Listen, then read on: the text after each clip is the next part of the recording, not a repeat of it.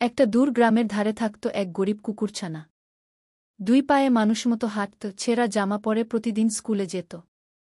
গরিব হলেও চোখে ছিল স্বপ্ন আর আত্মবিশ্বাস। স্কুলে গেলেই কিছু ধনী কুকুর হেসে বলত, ওই দেখো, গরিবটা কুকুরটা মানুষ সাজছে। সে কিছু বলত না। লজ্জায় কাঁচতে কাঁচতে বাড়ি ফিরে যেত। তবে হেরে যাওয়া তার স্বভাব ছিল না। সে রাতে দোকানে পাহারা দেয়, সকালে পত্রিকা বিলি করে। দিনের পর দিন পরিশ্রম করে জমায় কিছু টাকা। অবশেষে কিনে ফেলে একটি নতুন জামা, জুতো ও ব্যাগ। পরদিন সে নতুন জামা, জুতো ও ব্যাগ পরে মাথা উঁচু করে স্কুলে আসে। সব তাকিয়ে থাকে নীরব হয়ে। এক মেয়ে কুকুর ফিসফিসিয়ে বলে, তুমি আজ সত্যিই দারুণ লাগছ। সে হালকা হেসে বলে, সৌন্দর্য জামায় নয়, মনেই থাকে।